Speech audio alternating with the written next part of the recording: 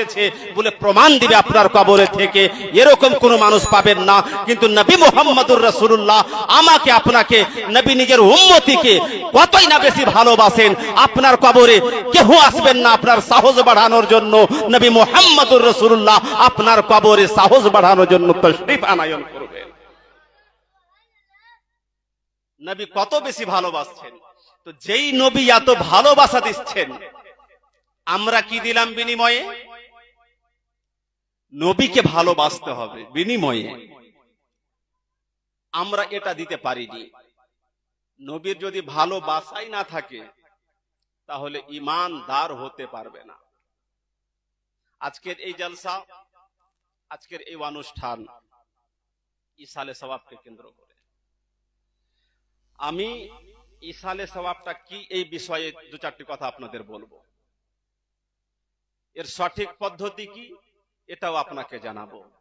আর শুধুমাত্র ইসালে সওয়াব এর যেটা সংজ্ঞা আমাদের সমাজে চলছে এর সঠিক বর্ণনা দেব ইনশাআল্লাহ।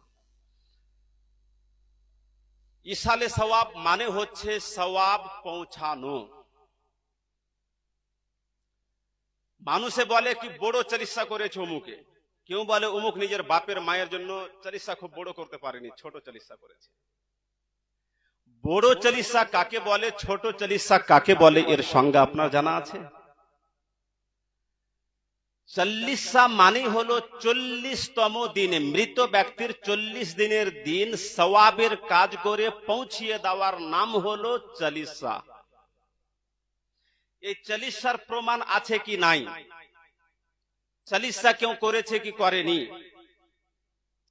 আনোয়ারে সাতিয়া দর বয়ানে মৌলুদ ফাতিহা একটা কিতাব, লেখকের নাম মুফতি আব্দুস সামি সাহারানপুরি। এই কিতাবের উপর হাজী ইমদাদুল্লাহ মাহাজির মক্কি তসদিক নামা লিখে দিয়েছেন, সত্যায়ন পত্র দিয়েছেন।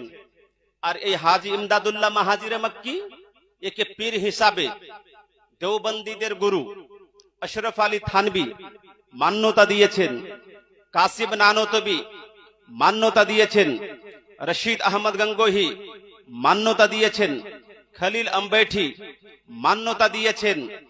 ওই কিতাবের মধ্যে লেখা আছে আল্লাহর নবীর চাচা হযরতে আমিরে হামজাকে যখন শহীদ করে দেওয়া হলো, তার তৃতীয় দিনের দিন চাচার নামে নবী সাদকা করেছেন, 7 দিনের দিন সাদকা করেছেন, 10 দিনের দিন সাদকা করেছেন।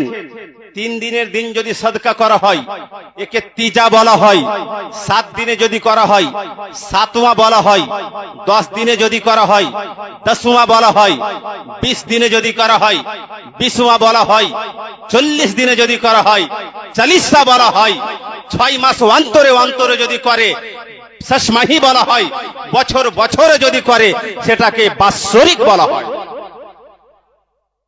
এটা আছে কিতাবের মধ্যে। তবে 40-এর সংখ্যা এত গুরুত্বপূর্ণ কেন? একজন ব্যক্তি মারা গিয়েছে, ও কবরে খুব অসহায় আছে, তার জন্যই নির্দেশ আছে যত তাড়াতাড়ি পারো তার সাহায্য করো নেকি পৌঁছানোর মাধ্যমে। আমরা 3 দিনেও করলাম, 4 দিনেও করলাম, সঙ্গে সঙ্গে মাটি দেওয়ার পরে ও দোয়া খায়ের করে আসলাম। কিন্তু 40টা আমাদের সমাজে যেটা রীতিনীতি আছে এটা এমনিতে আসেনি, এটা বুজুর্গানে কেরামের আমল দ্বারা এসেছে। 40-এর সংখ্যা আল্লাহর কাছে প্যারা, কারণ আল্লাহর ওলিরা 40 দিনের চিল্লা করে আল্লাহর নৈকট্য অর্জন করেছেন। তারা এক একটা ওজিফার জন্য 40 দিন নির্ধারিত করতেন। হযরতে মুসা নবী যখন বলেছিলেন আল্লাহ তোমাকে দেখতে চাই, আল্লাহ বলেছিলেন তুমি তুর পাহাড়ে আসো আর 40 দিন ইবাদত করো। আমাদের নবী, আপনাদের নবী মুহাম্মদুর রাসূলুল্লাহ, তিনি গারে হেরাতে লাগাতার 40 দিন ইবাদতে মগ্ন থাকলেন। আর আল্লাহর ওহী নাযিল হলো আল্লাহর পক্ষ থেকে, ইকরা বিইসমি রাব্বিকাল্লাযী খলাক খলাকাল ইনসানা মিন আলাক। এই আলাক দ্বারা মানুষকে যে তৈরি করা হয়েছে, মাতৃগর্ভে যখন বীর্য যায় 40 দিন থাকে, আবার 40 দিন যখন পার হয় রক্তের আকারে ওটা থাকে, 40 দিন যখন হয় আবার ওটা মাংসের টুকরো পরিণত হয়ে হাত পা সব সৃষ্টি হয়ে মানুষ তৈরি হয়। 40-40 টার্ম আছে। এই 40 আল্লাহর কাছে খুব পছন্দনীয়। এই জন্যই আল্লাহর ওলিদের এই নিয়ম অনুসারে 40 দিনের যখন ওজিফা করে অনেক নৈকট্য পাওয়া গেছে একজন মৃত ব্যক্তির নামে, এই সংখ্যানুপাতে 40 দিনের দিন ইসালে সওয়াবের একটা ব্যবস্থা করা হয়। ইসালে সওয়াব কেন করব? প্রশ্ন যাচ্ছে কেন করব? আপনার নামটা বলেন একটু। আপনার আবুল কালামের মামা। আচ্ছা, কয়জন, কটা ভাই আছে আপনারা? একজন নাম বলেন। আপনার নামটা কি বলেন না? যার মায়ের ইন্তেকাল হয়েছে। মায়ের তো নাকি? কার মায়ের? মায়ের না বাপের? কার ইন্তেকাল হয়েছে? বাবার না? আচ্ছা, বাবার ইন্তেকাল হয়েছে। এবার ইসালে সওয়াব গোলাম মুস্তাফা নাম তো, ছেলে গোলাম মুস্তাফা, আর ও ছেলে আছে, মেয়েও আছে। কেন মৃত ব্যক্তির জন্য ইসালে সওয়াব করব? এর কারণটা কি? হাদিস শরীফের মধ্যে আছে, জামিউস সগীর, তবরানী শরীফ ইত্যাদি কিতাবের মধ্যে, আল মাইয়াতু ফি কবরিহি কাল গরীকিল মুতাগাব্বিস ইয়ানতাজিরু দাওয়াতাল আব ওয়াল ওয়াল আখ ওয়াস সাদিক। মৃত ব্যক্তি নিজ নিজ কবরে ডুবে যাওয়া ব্যক্তির মতো অসহায় থাকে। ডুবে যাওয়া ব্যক্তি যে সাঁতার কাটতে জানে না, সে কি বলবে? হেল্প মি, হেল্প মি, আমাকে সাহায্য করো। উদ্দেশ্য, আমি ডুবছি, আমাকে পানি থেকে হাত ধরে উঠিয়ে শুকনো জায়গাতে নিয়ে যাও। নবী সাল্লাল্লাহু আলাইহি ওয়াসাল্লাম হাদিসের মধ্যে উদাহরণ দিয়ে বলছেন, মৃত ব্যক্তি তেমনই অসহায় থাকে। এবার মৃত ব্যক্তি যদি অসহায় থাকে, তাহলে তাকে কি হাত ধরে কবর থেকে বাইরে আনতে হবে? না। তাহলে তাকে কি করে সাহায্য করবেন? কিসের মাধ্যমে সাহায্য করা যাবে?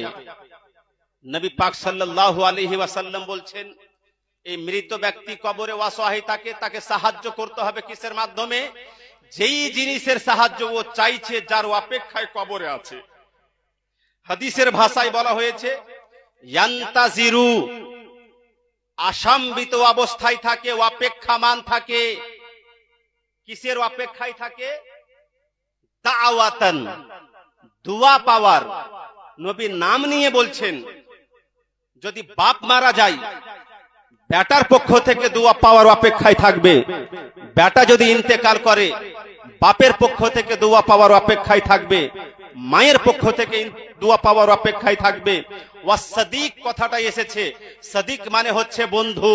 একজন বন্ধু যদি মারা যায়, অপর বন্ধুর কাছ থেকে দোয়া পাওয়ার অপেক্ষায় থাকে। এবার তার জন্য যখন দোয়া খায়র করে আপনি নেকিটাকে পৌঁছাবেন, আল মুআজামুল আওসাত কিতাবের মধ্যে হাদিস নম্বর 6500 মধ্যে লেখা আছে, আল্লাহর রহমতের ফেরেশতা নূরের থালাতে করে এই নেকিটাকে আপনার মৃত বাপ, আপনার মৃতা মায়ের সামনে পেশ করে দিবেন। যখন এই নেকিকে পেশ করে দেওয়া হবে, আপনার মৃতা মা, মৃত বাপ ফেরেশতাকে জিজ্ঞাসা করবে, ফেরেশতা এটা কি যেটা আমি আমার চোখের সামনে দেখছি? তখন ফেরেশতা বলবেন, এটা হলো নেকি, এটা হলো সওয়াব, যেটা তোমার জন্য তোমার বেটা, তোমার বেটি, তোমার বন্ধু, তোমার বান্ধব, তোমার আত্মীয় স্বজনের লোকেরা পাঠিয়েছে। এটাকে পাওয়ার জন্য আপনার মৃত ব্যক্তি খুব আনন্দিত হয়। আর হাদিসের মধ্যে এটাও বলা হয়েছে, আপনার মৃত বাপ আপনার নিজের কবরের পার্শ্ববর্তী যে কবরবাসী আছে, তাকে এর সুসংবাদ জানায় কি আমার বেটা আমার জন্য আজকে নেকি করে পাঠিয়েছে, চালিসা করে পাঠিয়েছে, কোরআন খানি করে পাঠিয়েছে, গরিব দুঃখীকে খাওয়ার বন্টন করে আমাকে নেকি পাঠিয়েছে। এই সুসংবাদ আনন্দিত হয়ে আপনার মৃত বাপ পার্শ্ববর্তী কবরকে সুসংবাদ জানান। পার্শ্ববর্তী কবরবাসী যখন দেখে কি আমার বেটারা পাঠায়নি, তখন খুব দুঃখিত হয়। আপনি চিন্তা করতে পারেন, যেই বাপকে যেই মাকে কবরে আপনি রেখে আসলেন, ভুলে যাওয়া চলবে না। আপনি হয়তো মাটি দিয়ে আসলেন, আপনি মনে করছেন আমার কাজ নাই, রমজান মাসে শবে কদরে একবার জিয়ারত করব, আর শবে বরাতে জিয়ারত করব। শুধুমাত্র এটা আপনি করিয়েন না, ও তো দুয়ার অপেক্ষায় থাকে। যখন যখন আপনি নেকি করবেন তখন তখন আপনার মা বাপকে এই নেকিটা পৌঁছানো হবে, তারা এই নেকি পেয়ে আনন্দিত হবে। আর যখন আপনি নেকি পাঠাবেন না, কি হবে জানেন? আশিআতুল লামআত কিতাবের মধ্যে শেখ আব্দুল হক মুহাদ্দিস দেহলভী বলেন, আপনি মনে এটা করিয়েন না কি মা বাপকে মাটি দিয়ে চলে এসেছি, আর দরকার নাই। আশিআতুল লামআতের মধ্যে বলা হয়েছে, রিওয়ায়াত আমদা আস্ত कि रूहे मैयत मी आयद खानाए खुदरा शबे जुमा पस नजर कुनन तसद्दुक कुनन असवे या ना। এটা ফারসিতে বলা হয়েছে। এর মানে হচ্ছে মৃত ব্যক্তির আত্মা রূহ বৃহস্পতিবার করে নিজের বাড়িতে আসে আর দেখে কি ওর ছেড়ে যাওয়া পরিত্যক্ত সম্পত্তি থেকে ওর ছেলে মেয়েরা বা যারা ওয়ারিস হয়েছে তার জন্য কিছু সদকা খেরাত করে কি করে না। আজকে হয়তো 40 দিন আগে যে বাপকে কবরে রেখে এসেছে, ওই বাপের শরীরকে আপনি গেড়ে এসেছেন, মাটি দিয়ে এসেছেন, কিন্তু আশিআতুল লামআতে যা লেখা আছে তা অনুযায়ী আপনার এই মৃত বাপের আত্মা আর রূহ এই বাড়িকে প্রদর্শন করার জন্য বৃহস্পতিবার করে আসে আর দেখে, তার জন্য নেকি করা হয় কি হয় না। যখন নেকি করবেন খুব আনন্দিত হয়ে যাবে ওই আত্মা, আর তার জন্য যখন নেকি করবে না আত্মাটা খুব দুঃখিত হয়ে যাবে। এই জন্যই চালিসা যদি বড় করতে হয় তাহলে সব সময় নেকির কাজগুলোকে বড় করতে হবে। যার বাপের চালিসাতে নেকির কাজ যত বড় হবে তার বাপের চালিসা ততই বড় হবে। একজন ব্যক্তি বলে বোম্বাই খাটে, বোম্বের সেট, খুব টাকা পয়সাওয়ালা ব্যক্তি, বলে মা মারা গেছে, চালিসা খুব বড় করে করব। আমিও ভাবলাম ঠিক আছে কত বড় করে করবা দেখবো। 40 দিন যখন হলো 60টা গরু 15টা আশেপাশের গ্রামের লোককে ডেকে ভোজ লাগিয়েছে। মানুষও বলছে চালিসা খুব বড় হয়েছে। তারপরে জিজ্ঞাসা করলাম কোরআন খানি হয়েছে কি, কয় খতম হয়েছে?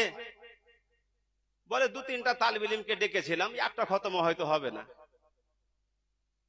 আমি বললাম আপনার মায়ের জন্য যেটাকে আপনি বড় চালিসা মনে করছেন, একজন গরিব ব্যক্তি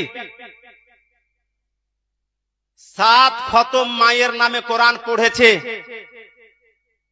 একটাও গরু দিতে পারেনি।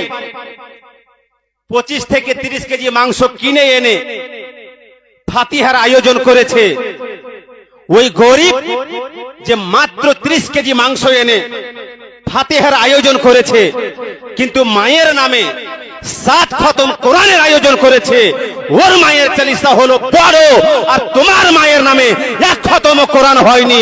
যদিও 7টা গরু খাওয়িয়েছো, তোমার মায়ের নামের চালিসা হলো ছোট। কারণ হাদিসের কিতাব পড়েছি, কিতাবে এটা পাইনি যেই ব্যক্তি চালিসাতে এসে জয়টা মাংসর পিস খাবে, প্রত্যেক মাংসর পিস খাওয়ার বিনিময়ে 10টা নেকি পাওয়া যাবে, এমন কোন হাদিস আমি পাইনি। আপনারা শুনেছেন তো?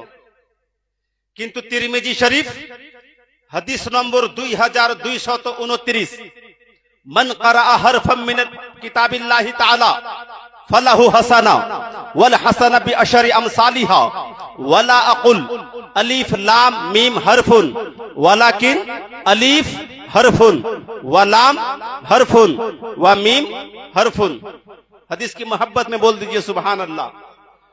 नबी मुहम्मदुर रसूलुल्लाह बोलছেন, whoever recite a letter from the book of Allah, he will be get a tenfold reward. And Prophet Muhammadur Rasulullah sallallahu alaihi wasallam said, I don't say that alif lam mim is one letter, but alif is a letter and lam is a letter and mim is a letter. নবী মুহাম্মদুর রাসূলুল্লাহ তিরমিজি শরীফের এই হাদিস, নবী বলছেন যে ব্যক্তি কোরআন শরীফ থেকে একটা অক্ষর পাঠ করবে, একটা অক্ষর পাঠ করার বিনিময়ে আল্লাহ তাকে 10 খানা নেকি দান করবেন। নবী উদাহরণ দিয়ে বলছেন, এই যে সূরা ফাতিহার পড়ে, সূরা বাকারাতে আলিফ লাম মিম পড়ছো, আলিফ লাম মিম কে একটা লেটার মনে করবে না, এর মধ্যে আলিফ একটা লেটার, মিম আর একটা লেটার, লাম আর একটা লেটার, মিম আর একটা লেটার। তার মানে কেউ যদি আলিফ লাম মিম ও পড়ে 3 10 30টা নেকি পাবে। তো এক খতম কোরআন যদি পড়ে কতটা অক্ষর? অসংখ্য অক্ষর, তার মানে অসংখ্য নেকি পাবে। তো ওর মায়ের চালিসা বড় হবে না ছোট হবে? এই জন্যই চালিসার আয়োজন করে যত বেশি কোরআন তেলাওয়াত করবেন ততই বড় চালিসা করতে পারবেন, ততই বেশি নেকি পৌঁছাতে পারবেন। আমি এটা বললাম এই জন্যই, বাপ মারা গেছে, মা মারা গেছে, আপনি গরিব দুঃখীকে খাওয়াতে পারেন, নেকি পাবেন। হযরতে উসমানে গনির এটা সুন্নাত। তিনি 3 খানা কাজকে খুব পছন্দ করতেন, তার মধ্যে একটা বলছেন ইশবাউল জিআন, ক্ষুধার্ত ব্যক্তিকে খাবার খাওয়াতে আমি ওসমান খুব পছন্দ করি। ক্ষুধার্ত ব্যক্তিকে খাবার খাওয়াবেন, অবশ্যই আপনি নেকি পাবেন। তবে যেই ব্যক্তি খেতে আসলো ওরও তো একটা দায়িত্ব আছে না, শুধু খেয়ে চলে যাবে। বাপের বিয়ে লাগেনি, মায়ের বিয়ে লাগেনি, বাপের চালিসা লেগেছে, মায়ের চালিসা লেগেছে, ভাইয়ের চালিসা লেগেছে, এটা বিবাহের অনুষ্ঠান নয়। আসবে আর খেয়ে চলে যাবে। চালিসার অনুষ্ঠানে ডাকা হয়েছে, ইসালে সওয়াবের অনুষ্ঠানে ডাকা হয়েছে, শুধু এসে খেয়ে চলে যাবে, এতে ভালোবাসার পরিচয় হবে না। আপনার মৃত বাপকে, আপনার মৃতা মাকে প্রকৃত পক্ষে আপনার আত্মীয় স্বজনের ওই সমস্ত ব্যক্তিরাই ভালোবেসেছে যারা অনুষ্ঠানে এসে খেয়েছে, পরে আগে কমপক্ষে কালমা পড়ে ও আপনার বাপের মায়ের জন্য ইসালে সওয়াব করেছে। এই জন্যই আপনারা যেখানে যাবেন, যদি কোথাও যেতে হয়, কেউ যদি ডাকে তাহলে শুধু খেয়ে চলে আসবেন না। ওখানে যদি জলসার আয়োজন করা হয় তাহলে জলসা শুনবেন, কারণ জলসা করাও নেকির কাজ, জলসা শোনাও নেকির কাজ। এর দলিল কানজুল উম্মাল 10ম খণ্ডের মধ্যে হাদিস শরীফ বর্ণিত হয়েছে, মাজালিসাতুল উলামায়ে ইবাদাতুন, উলামায়ে কেরামের মজলিস লাগিয়ে দেওয়া এবং তাতে বসাও ইবাদত। আর ওই কিতাবের মধ্যেই বলা হয়েছে মাসআলাতুন ওয়াহিদাতুন ইয়াতাআল্লামুহুল মুমিনু খায়রুম মিন ইবাদাতি সানাতিন। ধর্মের মাসআলা একটা যদি কোনো মুমিন ব্যক্তি শিখতে পারে তাহলে 1 বছর নফল ইবাদত চাইতে বেশি নেকি অর্জন করবে।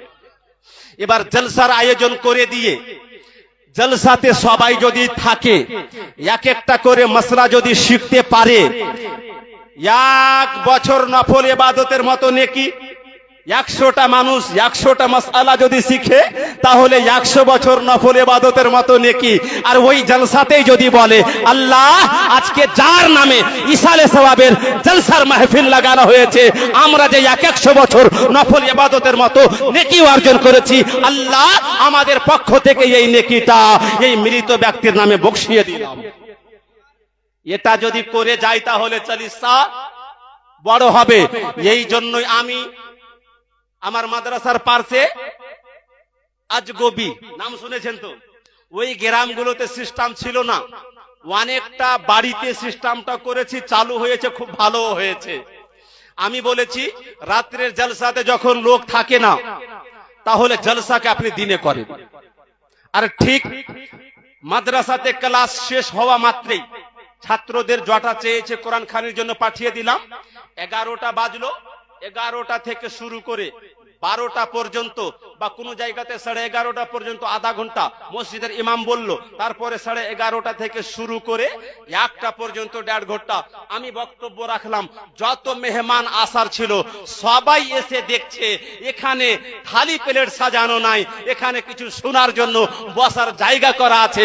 বাধ্য হয়েও সবাই আগে জলসা শুনলো, ওদিকে আজান হবে, তার আগে আগে জলসা শেষ করে দিয়ে ফাতিহা করলাম। আর ওই দুয়াতে যতজন এসেছিল সবাই শরীক হয়ে গেল। জলসাতে সবাই যখন শরীক হয়ে গেল, এবার আজান হলো, নামাজ আমরা পড়ে জিয়ারতের জন্য সবাই চলে গেলাম। এদিকে বেটি ছেলেদের খাওয়া দাওয়ার কাজও কমপ্লিট হয়ে গেল, ওদিকে আমরা জিয়ারত করে এসে বেটা ছেলেরা খেতে শুরু করলাম। খাওয়ার সময় ছেলে মেয়েদের সংমিশ্রণও হলো না। আর যারা শুধু খেয়ে চলে গেছে ওরা দায়িত্বকে পালন করে না। আপনি কারো চালিসাতে গিয়ে শুধু খেয়ে আসবেন, আপনার বাপের যখন চালিসা হবে কিনা আত্মীয় স্বজনের লোক আসবে আর খেয়ে চলে যাবে, আপনার বাপের জন্য ও দোয়াটা করবে না।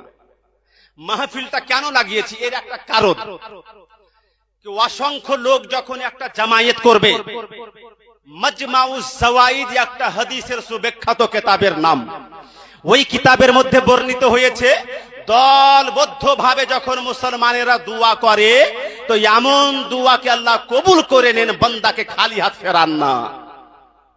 এবার দলবদ্ধ ভাবে যখন আমরা দোয়া করব সবাই মিলে, জানি না কার দোয়া কবুল হবে, কোনো গ্যারান্টি নাই। মুফতি সাহেবের দোয়া কবুল হয়ে যাবে, ইমাম সাহেবের দোয়া কবুল হয়ে যাবে। ওই মাহফিলে মুফতি সাহেব আছেন, বক্তা সাহেব আছেন, ইমাম সাহেব, মুহাদ্দিস সাহেব, মুফাসসির সাহেব, হাফিজ সাহেব, কারি সাহেব, হাজি সাহেব, নামাজি সাহেব, ছোট আছে, বড় আছে, পুরুষ আছে, মহিলা আছে, বালক আছে, সাবালক আছে, নাবালক আছে। জানি না কার দোয়া কবুল হবে। কোন একজন যদি দোয়া করে আর সবাই যদি আমিন বলে, কোন একের আমিনও যদি আল্লাহ কবুল করে নেন, ওই আমিনের বদৌলতে আল্লাহ সবার দোয়াকে কবুল করে নেবেন। আর দোয়াতে কি চাওয়া হয় সবাই মিলে আমরা এটাই তো চাইবো, আল্লাহ যার নামে ইসালে সওয়াবের মাহফিল লেগেছে তার গুনাহ খাতাকে আল্লাহ তুমি মাফ করে দাও। তুমি দয়াবান, তুমি রহিম রহমান, তুমি গফুর গফফার, তুমি ক্ষমা করো, দয়া করো, রহম করো, তাকে মাফ করে দিয়ে তাকে জান্নাতি করে দাও। আর যদি বলে সবাই আমিন, কোন একের আমিন যদি কবুল হয়ে যায় তাহলে ওর আমিনের বদৌলতে ওর বাপকে আল্লাহ জান্নাতি দিবেন। আর কোরআন খতম এই জন্যই করাবেন বাড়িতে। যদি আপনি একটা গরুর সমর্থন না রাখেন 10 কেজি মাংস আনবেন, কিন্তু কোরআন খতম এই জন্যই করাবেন। সূরাতুল আনআম ওয়া হাযা কিতাবুন আনজালনাহু মুবারাক, এই আয়াতের ব্যাখ্যায় তাফসীরে রুহুল বায়ানের মধ্যে হযরতে হুমাইদ হামিদ আল আ'রাজ থেকে বর্ণিত বলা হয়েছে, মান ক্বারা আল কুরআন ওয়া খাতামাহু সুম্মা দাআ আমানা আলা দুআইহি 4000 মিন মালাক ওয়ালা ইয়াজুলুনা ইউসাল্লুনা লাহু ওয়া ইস্তাগফিরুনা ইলাল মাশায়ে আও ইলাস সাবাহ। তাফসীরে রুহুল বায়ানে বলা হচ্ছে, যখন কোরআন খতম করা হয়, কোরআন খতম করার পরে যখন দোয়াটা করা হয়, ধ্যান দিবেন, কোরআন খতম করে যখন দোয়া করা হয় ওই দুয়াতে 4000 আল্লাহর রহমতের ফেরেশতারা আমিন করে। একবার জোরে বলতে পারবেন না? কয় হাজার? 4000 আল্লাহর রহমতের ফেরেশতারা ওই দুয়াতে আমিন করে। এবার ফেরেশতা আমিন মানে কি? আল্লাহ দোয়া করনে वाला যেটা চাইছে সত্য বলছে ওটা দিয়ে দাও। এবার যেই দুয়াতে ফেরেশতা আমিন করবেন, আমিন বলবেন, ওই দোয়াটা আপনার মনে হচ্ছে কবুল হবে না। ফেরেশতা যদি আমিন বলে তো কবুল হবে বেশি, এটাই চান্স আছে। তো কোরআন খতমের ব্যবস্থা করার পরে যেই দোয়া হয় ওই দোয়াতে 4000 ফেরেশতা আমিন বলেন, লেখা আছে তাফসীরে রুহুল বায়ানের মধ্যে। আর শুধু এখানে ক্ষান্ত হয়ে যায় না, দোয়া শেষ হয়ে যাওয়ার পরে লা ইয়াজালুনা ইউসাল্লুনা ইলাল মাসায়ে আও ইলাস সাবাহ, সন্ধ্যাতে যদি দোয়াটা করা হয় তাহলে সকাল পর্যন্ত ওই ফেরেশতারা তার জন্য দোয়ায়ে মাগফিরাত করতেই থাকে। আর এই দোয়াটা যদি সন্ধ্যাতে করা হয় সকাল পর্যন্ত, সকালে যদি দোয়া করে আপনি হাত চেহারাতে লাগিয়ে মুছে নেবেন, কিন্তু ফেরেশতা সন্ধ্যা পর্যন্ত মাগফিরাত কামনা করতেই থাকবে। কত বড় লাভ আছে! এই হাদিসগুলো, এই তাফসীরগুলো না জানবেন তো কি করে করবেন? কটা খতম করেছে বাবু? খতম কটা হয়েছে বাড়িতে? আচ্ছা, যেটি খতম হয়েছে আমরা দোয়া করে দেব। এই জিনিসটা মাথায় রাখবেন, যত বেশি বেশি করে পারবেন কোরআনের তেলাওয়াত করেন, আর খতম কমপক্ষে একটা ব্যবস্থা করবেন। অন্য অন্য দলের লোক আছে যাদের কনসেপ্ট, যাদের ধারণা মানুষ মরে গেল তার জন্য কিছু করে লাভ নাই।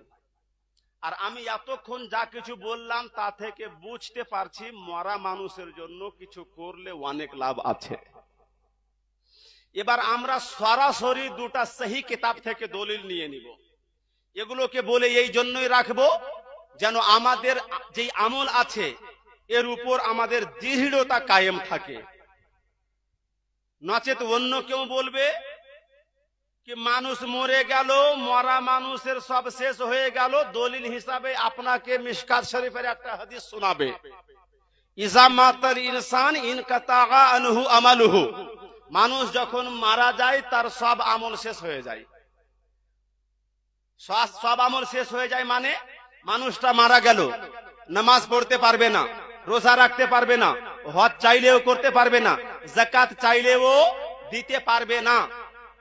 এই জন্যই বলে মানুষ মরে গেল তার সব শেষ হয়ে গেল। সহি হাদিসে লেখা আছে অতএব তার জন্য চালিসা করে লাভ হবে না, দোয়া করে লাভ হবে না, কোরআন খানি করে লাভ হবে না, দান খায়রাত করে লাভ হবে না। এরকম কথা বলে কি বলে না মুসলমান দাবি করে? চালিসা কি সব জায়গাতে হয়? সব জায়গাতে হয় না। আপনি এটা মনে করিয়েন না মডেলে চালিসা হচ্ছে বলে সব জায়গার মানুষই চালিসা করছে। সব জায়গাতে চালিসা করে না, তারা এই ভুল ধারণায় আছে। হাদিসের ব্যাখ্যাটা বুঝুন, হাদিস সঠিক। ইজা মাতাল ইনসান, মানুষ যখন মারা যায়, ইনকাতা বন্ধ হয়ে যায়, আনহু তার কাছ থেকে, আমালুহু তার আমল, আমালুহু হা কথাটা আরবিতে যে ব্যবহার হয়েছে এটাকে জামির বলা হয়, প্রোনাউন বলা হয়। এই প্রোনাউন ইঙ্গিত করছে কার দিকে? আমি যদি একজনকে বলি আই গো টু মস্ক, আমি মসজিদে যাই, বা আমি যদি বলি কি আব্দুর রহমান গো টু মস্ক, তারপরে যদি বলি তারপরে বাজার গেল, তাহলে আর আব্দুর রহমান বলবো না, হি বলবো। আর হি দ্বারা কি বুঝাবো? আব্দুর রহমান কে বুঝাবো? এটাই তো প্রোনাউন। আরবি ভাষাতেও মাইয়াত যে বলা হয়েছে ইজা মাতাল ইনসান, ইনসানটা মারা গেল, ওই ইনসানের নিজের আমলটা, হু যে এটা প্রোনাউন আছে, এটা ওই ইনসানকে ইঙ্গিত করছে যে ইনসান মারা গেল, যেই মানুষটা মারা গেল ওই মানুষের নিজের আমল করার রাস্তাটা বন্ধ হয়ে গেল, নিজে আমল করতে পারবে না। তবে জীবিত ব্যক্তিরা আমল নিজে করে তাকে সওয়াব যদি দিতে চায় তাহলে এই সওয়াবটা পাবে। এটা হচ্ছে ব্যাখ্যা। যদি এটা না হতো তাহলে মুসলিম শরীফ এর চাইতে সহিহ হাদিস আর কোথা থেকে নিয়ে আসবো? আসহুল কুতুব বাদা কিতাবিল্লাহ বুখারী, তারপরে হচ্ছে মুসলিম। ওই মুসলিম শরীফের মধ্যে হযরতে মা আয়েশা নবীর স্ত্রী, তিনি বর্ণনা করেন একজন ব্যক্তি নবীর কাছে আসলেন আর বলতে লাগলেন, ইয়া রাসূলুল্লাহ ইয়া হাবিবাল্লাহ ইন্না উম্মি ইফতুলিতাত, নবী গো আমার মায়ের ইন্তেকাল হয়ে গিয়েছে, আমার মা হঠাৎ মারা গিয়েছে, যদি সময় পেতেন তাহলে আমাকে কিছু বলতেন, অথবা সাদকা খায়রাত কিছু করে যেতেন। আমার মা নিজে সাদকা খায়রাত করার সুযোগ পায়নি, আমাকে ওসিয়ত নসিহত করারও সুযোগ পায়নি, হঠাৎ আমার মা মারা গিয়েছে।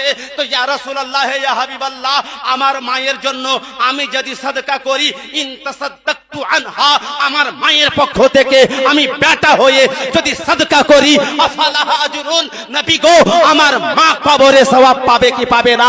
আমার নবী বলছেন নাম, হ্যাঁ তুমি মায়ের জন্য সাদকা করো, তোমার করা সাদকার সওয়াব তোমার মা কবরে পেয়ে উপকৃত হবে। যদি মৃত ব্যক্তি না পেত তাহলে নবী কেন শিক্ষা দিলেন সাহাবীকে? আর নবী যখন শিক্ষা দিলেন তোমার মায়ের জন্য তুমি বেটা হয়ে দায়িত্ব পালন করো কিছু সাদকা করে, তাহলে নবী যখন সাহাবীকে বললেন অবশ্যই নবীর কথা শুনেছেন সাহাবী আর মায়ের জন্য সাদকা করেছেন, তাই না? তো মায়ের জন্য কেউ যদি, বাপের জন্য কোন ব্যক্তি যদি মসজিদে দান করেন, মাদ্রাসাতে সাদকা করেন, গরিব ফকিরকে সাদকা করেন, তাহলে এই কাজটা শুধু জায়েজ নয় বরং নবীর সাহাবীর সুন্নত হয়ে যাবে। আর একখানা হাদিস যেটা আবু দাউদ শরীফ আর মিশকাত শরীফের মধ্যে বর্ণিত, হযরতে সাদ বিন উবাদা নামক একজন সাহাবী আসার পরে নবীকে বলতে লাগলেন, নবী গো, আমার মায়ের ইন্তেকাল হয়েছে, তো মায়ের জন্য কিছু দান খয়রাত করব, সাদকা করব, তো কোন কাজটা করলে বেশি ভালো হবে? তো নবী দেখলেন ওই সিচুয়েশনে পানির খুব দরকার আরবের মরুভূমিতে, তো তিনি বললেন, নবী বললেন তুমি মায়ের জন্য পানি সাদকা করো। তো হযরতে সাদ বিন উবাদা নিজের মায়ের জন্য এক গ্লাস, এক লোটা, এক বালতি পানি সাদকা করলেন না, বরং হাফিরা বীরেন একটা ইদারা খনন করে দিলেন রাস্তার ধারে, আর তিনি বললেন হাজিহি লি উম্মে সাদ, আমি এই কুয়াটা, এই ইদারাটা খনন করলাম আমি সাদের মায়ের জন্য, পথ অতিক্রম করার জন্য, যখন যখন এখানকার পানি পান করবে আমার মৃত মা কবরে নেকি পাবে। তাহলে সুন্নিদের কাজ এর সঙ্গে সাহাবীদের কাজের মিল আছে। সাহাবীরা করেছেন ওই কাজের সাথে যারা চালিশা করে তাদের কাজের মিল আছে, আর যারা বলে চালিশা চলবে না, যতটা আছে আশেপাশে বুঝে নিবেন এরা সাহাবীর দলের লোক নয়, নবীর শিক্ষা দেওয়া হাদিস এর উপর আমল করে না। মুসলিমে লেখা আছে অথচ মানে না, আবু দাউদে লেখা আছে অথচ মানে না, মিশকাতে লেখা আছে পড়ে কিন্তু মানে না। এই সৌভাগ্য আল্লাহ দিয়েছেন, সুন্নিদের কপালে জুটেছে। এই জন্যই এই সুন্নিরা পিতা মাতাকে ভুলে যায় না। তাফসিরে আজিজের মধ্যে আছে মৃত ব্যক্তির আত্মীয় স্বজন আর বংশের যারা আছে তাদের এক সম্পর্ক ওই মৃত ব্যক্তির সাথে থাকেই। তারা বিশেষ করে কবরে নিজের বংশের যারা আছে তাদের কাছ থেকে আগে নেকি পাওয়ার আশাটা করে। যখন দেখে বংশের লোক নেকি করে আমার জন্য পাঠায় না, আশাহারা হয়ে যায় কি তাহলে বাইরের লোক কি করে আমার জন্য নেকি করে পাঠাবে। এই জন্যই মুসলমান তাদেরকে ভুলে যাওয়া যাবে না। একবার দরুদ শরীফ পড়েন, আল্লাহুম্মা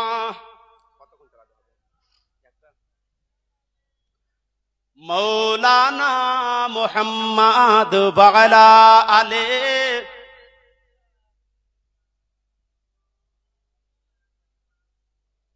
সাল্লাল্লাহু আলাইহি ওয়াসাল্লাম। আপনি আবার বলবেন চালিসার জলসা, এই জন্য সবটি কথা চালিসা সম্পর্কে বলে চলে গেলেন। আরো তো দু চারটা কিছু শুনবেন, শুধু চালিসা শুনে হবে? চালিসাটাই আসল, কিন্তু তার সাথে সাথে আসল আরো একটা আছে, ওটাও আমি বলে দিব। এই জন্যই বলে দিব যে চালিসাটা সবার বেটা করবে কি করবে না কে জানে, এটা তো অ্যাডিশনাল একটা পেপার। মেইন বিষয় যেটা আছে ওটাকে কি ফোকাস করতে হবে না? চালিসাই করলে শুধু হয়ে যেত, তাহলে আল্লাহ তাআলা কোরআন শরীফে এটা বলতেন না, ওয়া মা খালাকতুল জিন্না ওয়াল ইনসা ইল্লা লিয়াবুদুন, বরং কি বলতেন, ওয়া মা খালাকতুল জিন্না ওয়াল ইনসা ইল্লা চালিসা। আল্লাহ বলছেন আমি মানব জাতিকে, জিন জাতিকে সৃষ্টি করেছি এই জন্যই যেন তারা আমার ইবাদত করে। I have created the jinn and men only for this, that they pray for me. এটা বলা হয়নি যে আমি মানব জাতিকে তৈরি করেছি শুধু এই জন্যই যে শুধু বাপের আর মায়ের চালিসাই করবে। এটা অ্যাডিশনাল ইবাদত। আপনাকে যেটা করার আপনি আপনার মতো করে যখন যাবেন, ওই ইবাদতে যদি ত্রুটি থাকে, কিছু ভুল ভ্রান্তি থাকে, কিছু কমতি থাকে, তাহলে বেটা বেটি চালিসার মাধ্যমে যে নেকিগুলো করে পাঠাবেন, ওই নেকিগুলোর মাধ্যমে ওই ঘটতিগুলো পূর্ণ করে দিয়ে আপনাকে জান্নাতে দেওয়া হবে। আর আপনি যদি হাত পা টোটালি ছেড়ে দেন, আপনি টোটালি যদি হাত পা ছেড়ে দেন তাহলে চলবে না। দিন ইসলামটাকে একটু বুঝুন। চালিসাকে কেউ যদি, যেটা বলার সেটা বললাম ফজিলত, এবার আসেন মূল ফতোয়াতে। চালিসাকে কেউ যদি বলে চালিসা করা ফরজ, চালিসা করা ওয়াজিব, কেউ যদি বলে তাহলে ওই ব্যক্তিকে তওবা করতে হবে। কারণ শরীয়তকে শরীয়ত যেটাকে ওয়াজিব আর ফরজ করেনি, আপনি কে? আর কেউ যদি বলে নামাজ পড়লেও চলবে, না পড়লেও চলবে, ওই ব্যক্তিকেও তওবা করে পুনরায় ঈমান আনতে হবে। তাহলে গুরুত্বটা কিসের বেশি, চালিসার না নামাজের?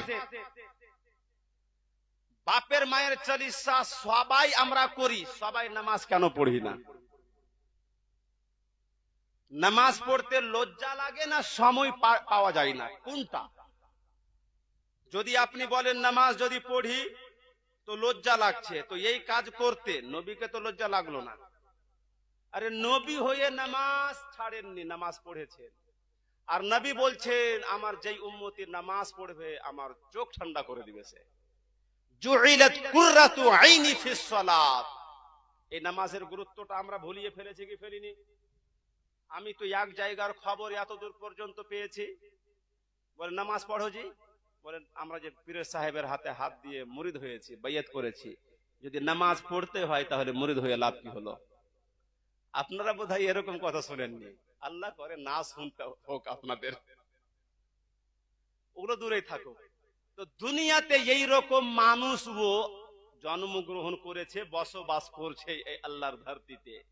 আপনি বলেন তো দিনের তাবলীগ বেধর্মীর কাছে যাবেন না একে আর এর কাছে আগে তাবলীগ করতে হবে?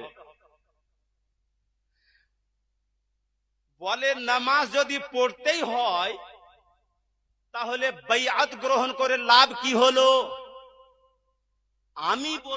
আমি বললাম তুমি যদি এইরকম কথাই বলো তাহলে তোমার বাইআত গ্রহণ করে লাভ কি হলো?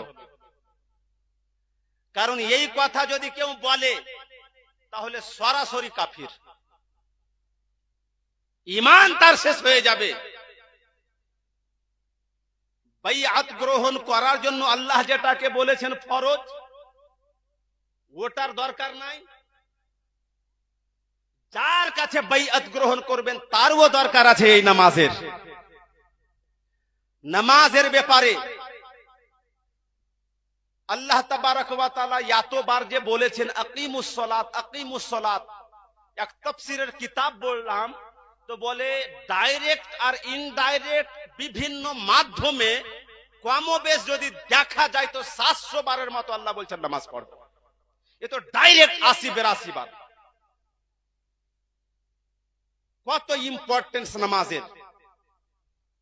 একজন ব্যক্তি যখন ঈমান আনায়ন করে, আপনি বুখারী বলেন, মুসলিম বলেন, তিরমিজি বলেন, আবু দাউদ বলেন, নেসাই বলেন, ইবনে মাজাহ বলেন, বাইহাকি বলেন, মিশকাত বলেন, মুসান্নাফ ইবনে আব্দুর রাজ্জাক বলেন, আবি শাইবা বলেন, যত হাদিসের কিতাব আছে, কিতাবুল ঈমান যখন পড়বেন বুঝতে পারবেন বুনিয়াল ইসলাম আলা খামস, ইসলামের স্তম্ভ 5টা জিনিসের মধ্যে প্রথমটা হচ্ছে শাহাদাতু আল্লা ইলাহা ইল্লাল্লাহ, এই বিষয়ে সাক্ষী দেওয়া যে আল্লাহ ছাড়া কেউ আর মাবুদ নাই, ওয়া আন্না মুহাম্মাদার রাসূলুল্লাহ, এবং মুহাম্মদ হলেন আল্লাহর সচ্চা রাসূল।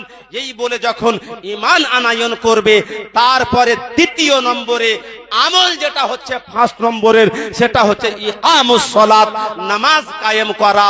আপনি কেমন মুসলমান, আপনার মধ্যে সব আছে, নাই তো প্রথম যেটা স্তম্ভ ওটাই নাই। ইসলামের 5টা স্তম্ভের মধ্যে একটাই তো হলো একটা ইমানের কথা, আমলের কথা হচ্ছে নামাজ, তারপর হচ্ছে রোজা, যাকাত, হজ আছে। এই চারটা হচ্ছে আমলের বিষয়। এই চারটা গুরুত্বপূর্ণ ইসলামের স্তম্ভ। উপর যদি কেউ আমল না করে, বুঝে নেবেন ও মুসলমান দাবি করে ও নিজের ইসলামকে ধ্বংস করছে।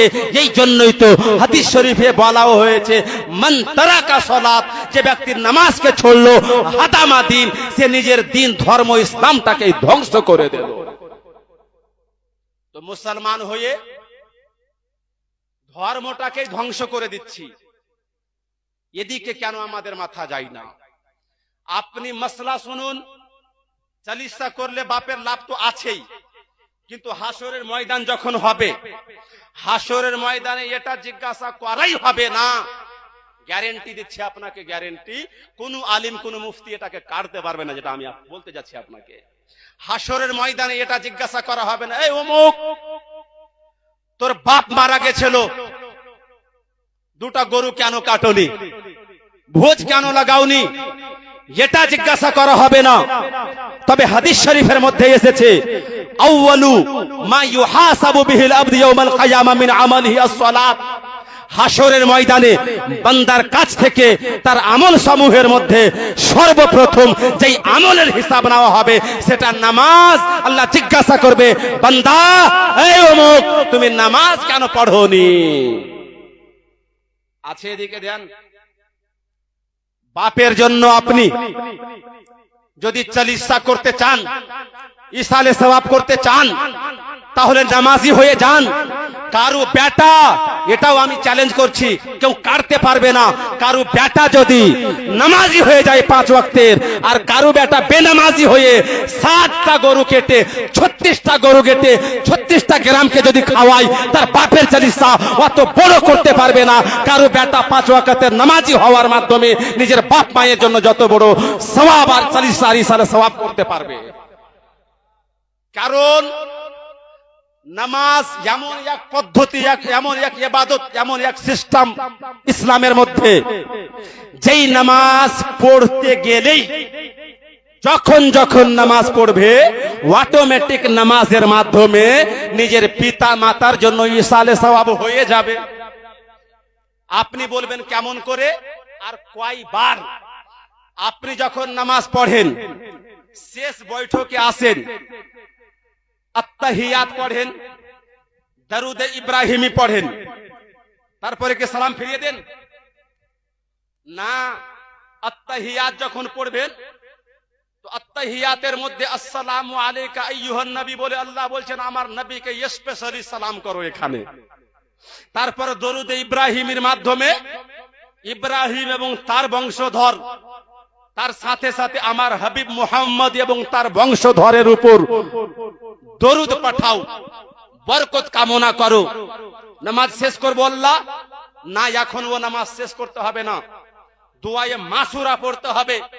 দুআয়ে মাসুরাতে কি হয়? আল্লাহুম্মা গফিরলি ওয়ালি ওয়ালিদাইয়া। ওয়ালি ওয়ালিদাইয়া কে মানেই হচ্ছে আল্লাহুম্মা, হে আল্লাহ, ইগফির লি, আমাকে মাফ করো, ওয়ালি ওয়ালিদাইয়া, এবং আমার পিতা মাতা উভয়কে আল্লাহ তুমি মাফ করে দাও। তো বুঝা গেল, বেটা যখন নামাজ পড়বে, যখন যখন নামাজ পড়বে, তখন তখন অটোমেটিক্যালি তার পিতা মাতার জন্য জালিসা এবং মাগফিরাতের দোয়া হতে থাকবে। এবার আপনি একদিনে কয় ওয়াক্তের নামাজ আছে? 5 ওয়াক্তের। এবার আপনি আমার সাথে সাথে গণনা করবেন। ফজর থেকে শুরু করছি। ফজরে 2 রাকাত সুন্নাত, 2 রাকাত সুন্নাতে একটা শেষ বৈঠক আছে, মানে দুআয়ে মাসুরা আছে 1। তারপরে 2 রাকাত ফরজ, মানে সালাম ফেরানোর আগে শেষ বৈঠক তো আছে। ফজরে পিতা মাতার জন্য কয়বার হলো? তারপর জোহরে চলে আসেন, 4 রাকাত সুন্নাতে শেষ বৈঠক একবার, তাহলে 3 হয়ে গেল। 4 রাকাত ফরজ শেষ বৈঠক একবার, 4 বার হয়ে গেল। তারপর আবার 2 রাকাত সুন্নাত শেষ বৈঠক একবার, 5 বার হয়ে গেল। তারপর 2 রাকাত নফল শেষ বৈঠক একবার, 6 বার হলো। তো আসরে চলে আসেন, প্রথমে 4 রাকাত সুন্নাত শেষ বৈঠক একবার, 7 বার হয়ে গেল। তারপরে 4 রাকাত ফরজ আছে, শেষ বৈঠক একবার আছে, 8 বার হয়ে গেল। মাগরিবের সময় 3 বার, 8, 9, 10, 11 হয়ে গেল। মাগরিব পর্যন্ত 11 হলো, এটাকে মাথায় রাখেন, খাতা নিয়ে তো বসিনি। এশার সময় গণনাটা করেন। প্রথমে 4 রাকাত সুন্নাত একবার, তারপর ফরজ 2 বার, তারপর 2 রাকাত সুন্নাত 3 বার হয়ে গেল, তারপরে নফল 4 বার হয়ে গেল, বেতরে একবার শেষ বৈঠক 5 বার হয়ে গেল, আবার 2 রাকাত নফল 6 বার হয়ে গেল। এদিকে 11, এদিকে 6, 17 বার হয়ে গেল। বুঝা কি গেল? কোন মানুষ যদি বেনামাজি থাকে আর বাপের জন্য 40 দিনের দিন একবার চালিসা করেছে, একবার বাপের জন্য মাগফিরাতের দুয়ার আয়োজন করেছে, আর ওই বেটার চাইতে বেশি, এই জন্যই বলেছি ওই বেটা যদি চালিসা করে যে নামাজি, তার বাপের চালিসা বড় হবে, তার মায়ের চালিসা এই জন্যই বড় হবে, কারণ এই বেটা দিনে 5 ওয়াক্তের নামাজ পড়বে আর 17 বার তার পিতা মাতার জন্য মাগফিরাতের দোয়া করবে। তাহলে নামাজি হওয়াতে পিতা মাতার লাভ না লস? পিতা মাতার এই লাভটা কারা কারা নেবেন? হাত উঠান। সবাই নিবে না, হাত রেখে দেন। যারা যারা নিবেন, নিজে নামাজ পড়েন, তার সাথে সাথে নিজের সন্তান সন্ততিকে নামাজি বানিয়ে যান। যদি এদেরকে নামাজি বানিয়ে আপনি যান, তাহলে আপনি তো মারা যাবেন, আপনার বেটা যখন যখন নামাজ পড়বে আপনার জন্য দোয়া করা হবে, আর এই দোয়ার বরকতে আপনার কবরের আযান কঠিন যদি হয় তো ওই কঠিন আযাবকে আল্লাহ সহজ আর হালকা করে দেবে। কিন্তু নামাজ যেই বাপ নিজেই পড়ে না, আমি ইশারে স্বাভাবিক তো বলেছি, অন্য কিছু বলিনি তো। যেই বাপ নিজেই নামাজ পড়ে না, বেটা পড়বে? বাপ একবার শুধু বলুক কি বেটা নামাজ পড়তে যা, হাদিসের বিধানও আছে।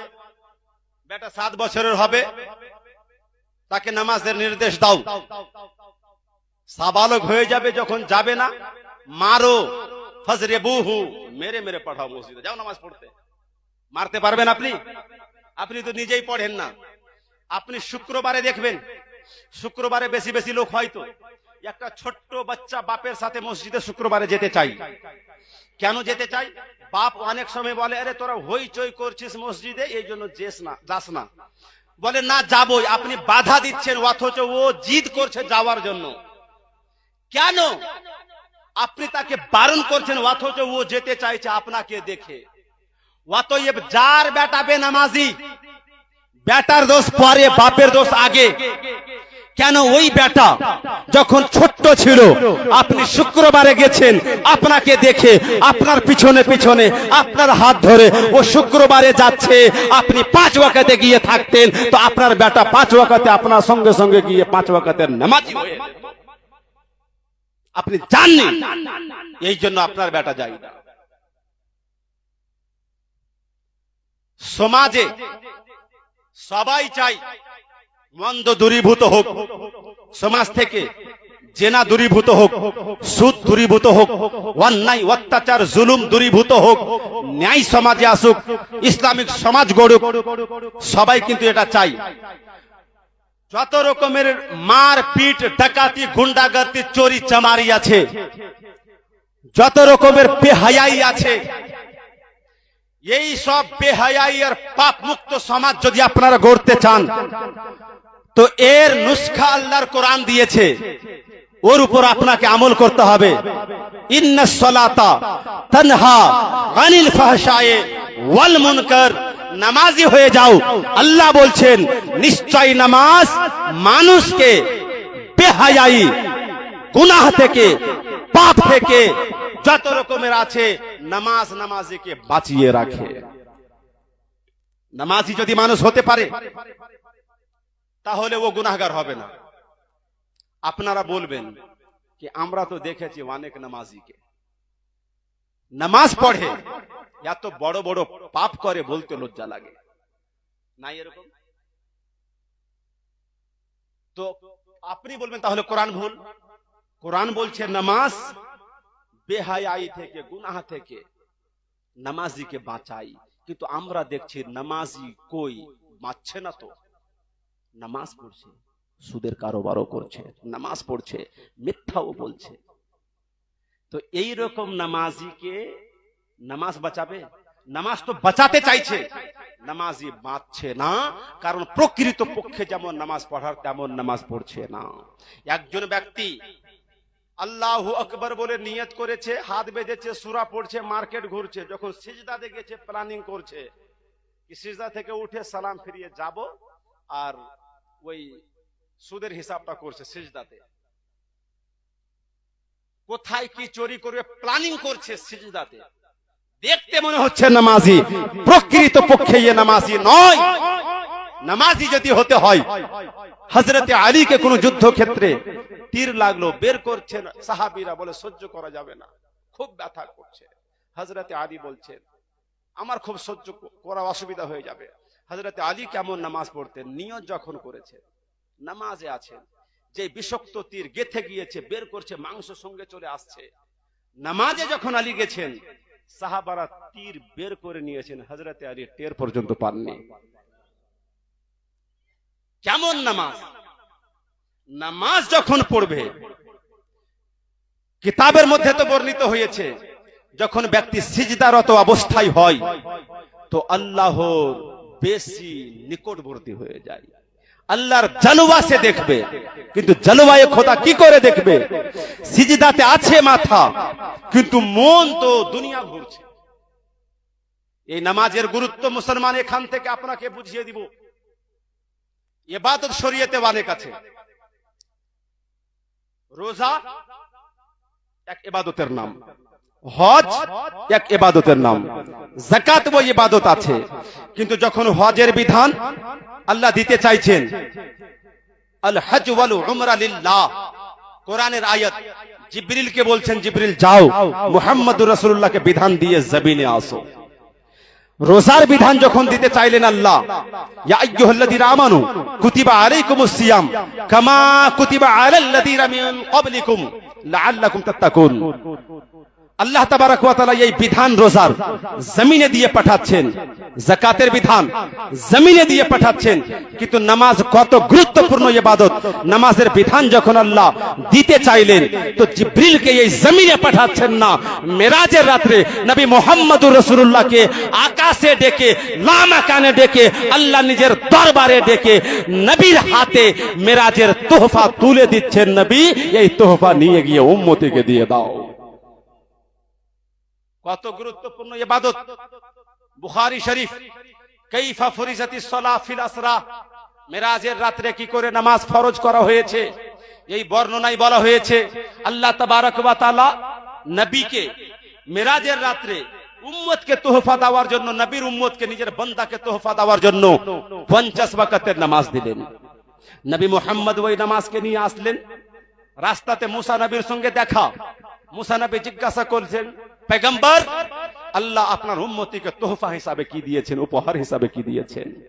বলেন উপহার হিসাবে নামাজ দিয়েছেন 50 ওয়াক্তের। মুসা নবী মাথায় হাত, আমার অভিজ্ঞতা আছে, বনি ইসরাইলের কাছে দিনের তাবলীগ করেছি, এত ওয়াক্তের নামাজ, 50 ওয়াক্তের নামাজ পড়তে পারবে না আপনার উম্মতি, যান কিছু কম করে আনেন। মুসা নবী বললেন, আল্লাহর নবী আবার গেলেন, আল্লাহ 5 ওয়াক্তের কম করে দিলেন, 45 থাকলো। আবার মুসার সঙ্গে দেখা, বলে এটাও বেশি, আবার জানি। এই করতে করতে 9 বার গেলেন, 45 ওয়াক্তের কম হয়ে গেল, 5 থেকে গেল। আল্লাহ ঘোষণা করে দিলেন, পয়গম্বর আমার কাছে এসেছো নামাজের সংখ্যা কম করানোর জন্য, নামাজের সংখ্যা কম করে দিয়েছি, সওয়াব কমানোর জন্য আসোনি, সওয়াব কম করিনি। থাকলো 5-এর, তোমার উম্মতি 5 ওয়াক্তের পড়বে, আমি আল্লাহ 50 ওয়াক্তের নেকি দান করব। এই নামাজ আল্লাহর ইবাদত তো আছেই, তার সাথে সাথে আপনার শরীরকে যদি আপনি ঠিক রাখতে চান, এই নামাজ নামাজ একটা এক্সারসাইজ, এমন এক্সারসাইজ যেটা ছোট হোক বড় হোক, নর নারী সবার জন্য উপকারী। আপনাদের এখানে ভোরে ভোরে মেয়ে ছেলে, বেটা ছেলে এরা হাঁটাহাঁটি করে। তো আমার মাদ্রাসা যখন আমরা নামাজের সময় উঠি, ঠিক নামাজের সময় উজু করি, তো বেটা ছেলে কর বেটি হোক, এই মোথাবাড়ি পর্যন্ত উত্তর লক্ষ্মীপুরের লোক আর উত্তর লক্ষ্মীপুর লোক মোথাবাড়ি পর্যন্ত, মোথাবাড়ি লোক উত্তর লক্ষ্মীপুর পর্যন্ত। যখন আমি নামাজের জন্য উঠি, বাচ্চাদেরকে নিয়ে উজু করি, চিন্তা করি যেই সময় আমরা নামাজের জন্য উঠলাম, আমরা উজু করব, নামাজ পড়ো, এই সময় এরা হাঁটাহাঁটি করছে, তার মানে এরা নামাজ পড়ে না। লক্ষ্য করলাম এরা কারা, ঘোষ না মুসলমান? মুসলমান। মুসলমান বেশি, তুই একটা ঘোষ হতে পারে ওদের হিসাব আলাদা, ও মুসলমান না। চিন্তা করলাম এরা কেন এরকম করছে, একজনকে জিজ্ঞাসা করে ফেললাম, কেন আপনি হাঁটেন ঘুরে ঘুরে? বলে আর বলিয়েন না, আমার হাই প্রেসার আছে। কেউ বলছে কি আমার ব্লাড প্রেসার লো হয়ে যাচ্ছে, ডাক্তার হাঁটতে বলেছে। কেউ বলে সুগার লেভেল আমার খুব হাই হয়ে যাওয়ার কারণ ডাক্তার বলেছে ভোরের আবহাওয়াতে হাঁটতে হবে, না হলে তুমি বেশি দিন বাঁচবা না। বুঝতে পারলাম মরার ভয়ে, যেন বেশি বাঁচতে পারি, মরার ভয়ে এরা ব্যায়াম করছে। আল্লাহর ভয়ে কপাল পোড়া, নামাজ পড়ে না। যদি এই নামাজটাকে পড়ে হতো তাহলে একে হাঁটতে হতো না। নামাজ নিজেই একটা এক্সারসাইজ, ওর শারীরিক এক্সারসাইজ ও হয়ে যেত, আর শরীরও সুস্থ থাকতো, ইবাদতও হয়ে যেত। যে মরণের ভয়ে ডাক্তারের কথা শুনলো আর কালেমা পড়েছে মুহাম্মাদুর রাসূলুল্লাহ, মুহাম্মাদুর রাসূলুল্লাহর কথা শুনলো না। দুঃখের বিষয় না আনন্দের বিষয়? এটা কেমন উন্নতি! লা ইলাহা ইল্লাল্লাহ মুহাম্মাদুর রাসূলুল্লাহ বলছো আর কথা শুনছো ডাক্তারের। ডাক্তার বলেছে, তখন বলে সময় পেয়ে গেছে ব্যায়াম করার। আল্লাহ যে বলছেন নামাজ পড়ো, আল্লাহর কথা শুনলো? কাকে বেশি ভালোবাসলো, ডাক্তারকে না আল্লাহকে? কার কথাতে ভয় বেশি, আল্লাহর কথাতে না ডাক্তারের? বলেন তো, এরকম মানুষের জন্য চালিসা শুধু নামাজই হয়ে যান। নামাজ পড়তে গিয়ে যখন স্কুলে যারা পরীক্ষা দেয়, মেইন সাবজেক্টে যখন নম্বর কম হয়, তখন একটা অ্যাডিশনাল পেপার থাকে, ওই পেপারে নম্বর দিয়ে তাকে পাস করানো হয়। নামাজ হচ্ছে মেইন সাবজেক্ট, চালিসা হচ্ছে অ্যাডিশনাল। কোন ব্যক্তি মেইন সাবজেক্টের পরীক্ষা দিল না, শুধু অ্যাডিশনালের পরীক্ষা দিল, পাস করবে? মেইন সাবজেক্ট বাদ দিয়ে অ্যাডিশনাল কাজে লাগবে? আপনারা লাগাচ্ছেন কেন? মেইন সাবজেক্ট নামাজ 5 ওয়াক্তের পড়েন, মেইন সাবজেক্ট রোজা রমজান মাসে রাখবেন, মেইন সাবজেক্ট যাকাত ফরজ হলে দিবেন, মেইন সাবজেক্ট হজ ফরজ হলে করবেন। এবার এই হজ করতে গিয়ে যদি কোনো ত্রুটি হয়ে যায়, নামাজ পড়তে গিয়ে কোনো যদি ঘাটতি থেকে যায়, তাহলে অ্যাডিশনাল পেপার এই যে বেটা বেটিরা ইসালে সওয়াব করে পাঠাচ্ছে চালিসার মাধ্যমে, কোরআন খানির মাধ্যমে, এই নেকিগুলোর মাধ্যমে আল্লাহ তাবারক ওয়া তাআলা ওই ঘাটতিগুলো পূর্ণ করে পাস করিয়ে দিয়ে জাহান্নাম থেকে জান্নাতি করে দিবেন। এটাকে ফোকাস করুন। আমাদের একটা তো বেজে গেছে গো, আওয়াজটা বেশি হয়ে গেছে। তো সিরনি আপনারা নিয়ে আসেন, সময় অনেকটা হয়ে গেছে। আচ্ছা 10 মিনিট চালাবো, কিন্তু নামাজ পড়বো কিনা এটা কে বলবে? সবাই নামাজি, ওটি পড়ে, বেটি ছেলেটি সবটি পড়ে। ফজরের নামাজ যদি কাজা করেন আজকে ঘুমিয়ে যাওয়ার পরে, তাহলে আপনি মাথায় রাখিয়েন, জলসা শুনে আপনার লাভ হলো না, জলসা শোনাটাই যদি নামাজ কাজা হয়ে যাওয়ার কারণ হয়ে যায়, তাহলে উল্টো লস। ফজরের সময় যে ঘুমিয়ে থেকে যায়, জানেন ওর মুখে শয়তান পেচ্ছাপ করে। এটা সরাসরি এই জন্যই বলে দিলাম। অনেক সময় বলছেন না গোরাল, গোরাল বের হয়েছে বলে দূরে দিয়ে, গোরাল সাদা সাদা, গোরাল না, শয়তানের মুখ। যারা নামাজ পড়ে না সতর্ক। আল্লাহ আল্লাহ, জান্নাত আল্লাহ তো মুমিনদের জন্যই তৈরি করেছে। জান্নাতে মুমিন যাবে না তো কাফির যাবে? তবে মানুষকে এমন হতে হবে যেন জান্নাত বলে যে আল্লাহ অমুক ব্যক্তি আমার মধ্যে যেন আসে। পার্থক্য আছে, একটা হয় মানুষে করে জান্নাতের আশা, মানুষ কিছু এমন আছে জান্নাত করে আশা কি আমার মধ্যে যেন আসে অমুক। তারা কারা? তারা রাবিয়া বসরিয়া। তারা কারা?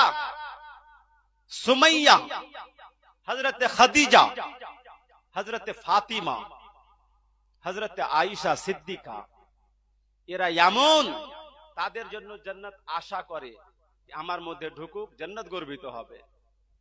মা বোনদের মধ্যে ওরা যেহেতু বসে আছে, ওরা আবার বলবে কি আমাদের জন্য কিছুই বললো না, মনে হচ্ছে সবার জন্য সবটি কথা বলেছি।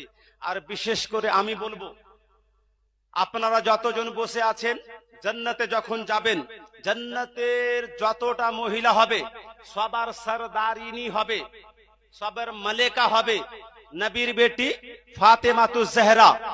এই নবীর বেটি ফাতেমাতুজ জাহরা যখন মালিকা হবেন, সরদারিনী হবেন জান্নাতি নারীদের, ওই জান্নাতি নারীর সরদারনিকে পিঠ দেখিয়ে কেউ জান্নাতে যেতে পারবে? তাকে পিঠ দেখিয়ে জান্নাতে যেতে পারবেন না। তাকে যখন মুখ দেখাবেন আর বলবেন কি আমাকে আল্লাহ জাহান্নামে পাঠাচ্ছে, ফাতেমা কি করব? আপনি তো সরদারনি, একটু সুপারিশ করেন না? তখন ওই ফাতেমা যদি বলে কি নামাজটা কেন পড়োনি? যতটা নামাজ পড়েছো ততটা নামাজ এর জন্য তুমি তো নেকি পাবে, তবে যতটা নামাজ ছেড়েছো ওই ছাড়ার কারণে অতটা জাহান্নামের শাস্তি আগে ভোগ করো, তারপরে জান্নাতে আসবে। ততটা কতটা হবে? কিতাবের মধ্যে এসেছে কোন একজন মহিলা হোক আর পুরুষ হোক, একজন ব্যক্তি যদি নামাজকে ছাড়া না কাজা যদি করে, 40 বছর পর্যন্ত জেনে বুঝে যে কাজা করেছে, এক ওয়াক্তে নামাজকে কাজা করার জন্য 40 বছর পর্যন্ত জাহান্নামের জ্বলন্ত আগুনে তাকে পোড়ানো হবে।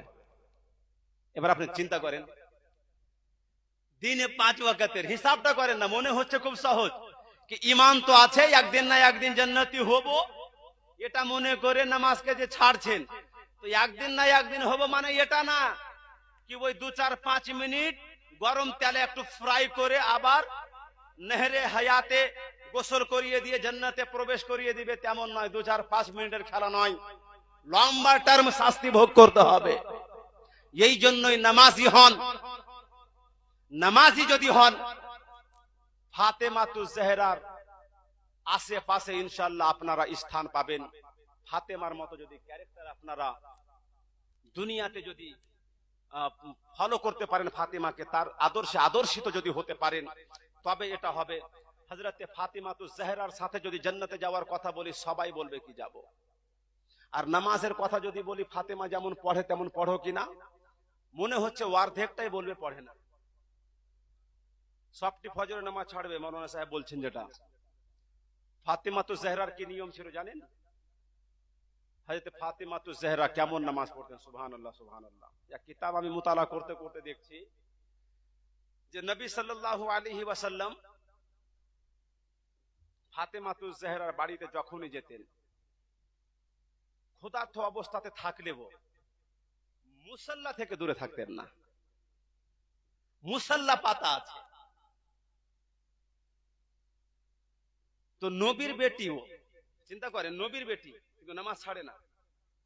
অনেক সময় হয় কি আমার বাপ প্রধানমন্ত্রী, তো অনেক সময় ও দেশের ডিসিপ্লিনকে ব্রেক করে কি আমাকে কে অ্যারেস্ট করবে, একটা গর্ব থাকে নাকি। নবীর বেটি যদি মনে করতেন কি আমার বাপ তো নবী, জান্নাতের চাবিও আমার বাপের হাতে আল্লাহ দিয়ে দিয়েছেন, তো বেটি হিসাবে তো আমাকে জান্নাত নবী দিবেনি, এটা যদি ফাতেমা ভাবতে পারতেন নাকি। ও নবীর বেটি হওয়া সত্ত্বেও এত খোদা ভীরুতা তার মধ্যে, খৌফে খোদা তার মধ্যে 5 ওয়াক্তের নামাজ পাবন্দির সহিত পড়তেন, তাহাজ্জুদ পড়তেন, নফল পড়তেন। কিতাবে উল্লেখিত হয়েছে মাঝে মাঝে নফলের এমন অভ্যাস ছিল 2 রাকাত নফলের নিয়ত করতেন, গোটা রাত পার হয়ে যেত, 2 রাকাতে কত বড় তেলাওয়াত করতেন, ওদিকে ফজরের আজান হয়ে যেত। আর যার বাপ নবী তো দূরের কথা, সাহাবী না, যার বাপ মৌলভী সাহেব না, এটি যেটি বসে আছে সবার বাপ কি মৌলভী সাহেব? সবটি কি পীর সাহেবের বেটি? সবটি কি মুফতি সাহেবের বেটি? সব হাফিজ কারি সাহেবের বেটি? সবটি কি ইমাম সাহেবের বেটি? তুমি না মৌলভীর বেটি, না পীরের বেটি, না মুফতির বেটি, না ওলির বেটি, না নবীর বেটি? তোমার এত গর্ব কোথা থেকে? তুমি নির্ভয় কোথা থেকে হয়ে গেলে? তোমার তো বেশি বেশি নামাজ পড়া দরকার। এটা মনে করে নবীর বেটি যারা, তারা নামাজ ছাড়েনি। ওলির বেটি যারা, তারা নামাজ ছাড়েনি। সাহাবের বেটি যারা, তারা নামাজ ছাড়েনি। পীরের বেটি যারা, তারা নামাজ ছাড়েনি। আমরা তো কোনো আল্লাহওয়ালার বেটি হতে পারিনি। আমাদের সুপারিশ কে করবে? আমাদেরকে তো বেশি বেশি নামাজ পড়তে হবে। এটা মনে করে সব থেকে তো বেশি নামাজ পড়া দরকার, অথচ এ সবটি সব থেকে কম নামাজ পড়ছে।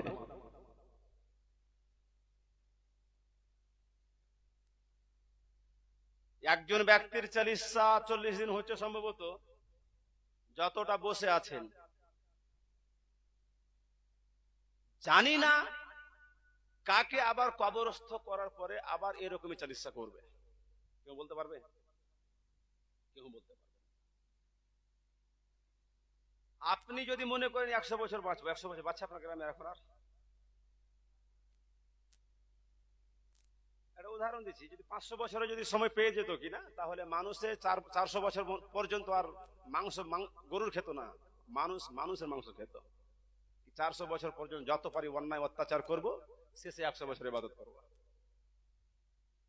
অত্যাচার বেড়ে যেত। এই দুনিয়াটা পরীক্ষাগার, শুধুমাত্র পরীক্ষার জন্য এখানে পাঠানো হয়েছে। কার কিরকম আমল এটা আল্লাহ যাচাই করবেন। তো এখানে আল্লাহর মর্জি, আল্লাহর ইচ্ছা, আল্লাহ কিসের জন্য পাঠিয়েছেন? সবাই গাফিল, আল্লাহকে স্মরণ করা বাদ দিয়ে দিয়েছে। কিন্তু আল্লাহর দয়া দেখে,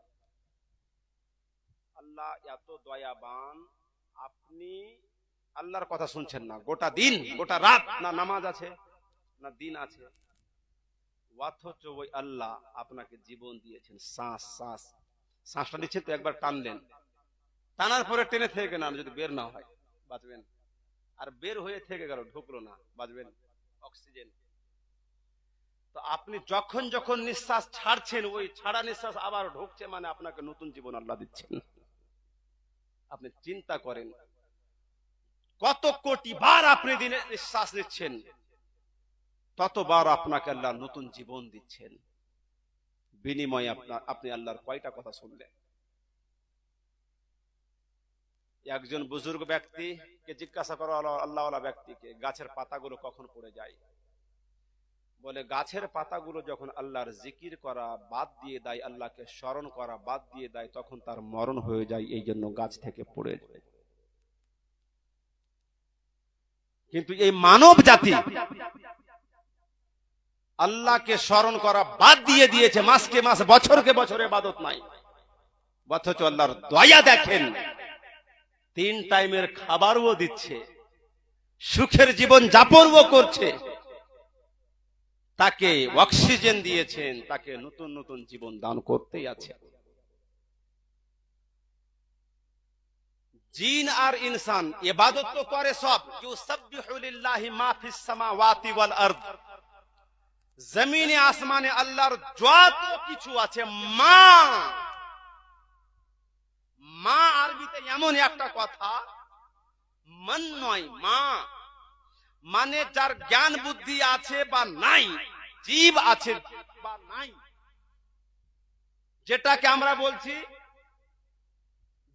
আমরা বলছি মানুষ, মাইক, এই টেবিল হোক, চেয়ার হোক, যত কিছু আছে, প্রত্যেকটা আইটেম আল্লাহর তাসবিহ বর্ণনা, জমিন আসমানে যা কিছু আছে। এই মানব জাতি আর জিন জাতি গাফিলতি ইয়াদের মধ্যে শুধু আছে।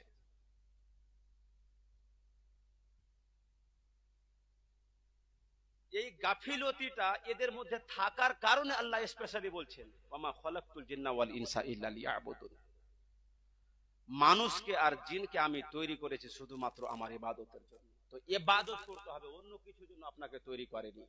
ইবাদত করার সাথে সাথে আপনি যদি অন্য কিছু করেন, কারণ একটা প্রশ্ন জেগে যাবে না এখানে, কি আল্লাহ শুধুমাত্র ইবাদতের জন্য তৈরি করেছে, তাহলে কাপড়ের দোকানে কখন বসবো, দোকানে কখন বসবো? তো আপনাকে কে বলেছে কাপড়ের দোকানে বসাটা ইবাদত নয়? কাপড়ের দোকানে বসাটা ওই ইবাদত। আপনি সন্তান সন্ততির লালন পালনের জন্য জমি জায়গা চাষবাস করবেন, জমি জায়গা চাষবাস করা ওই ইবাদত। তবে কখন?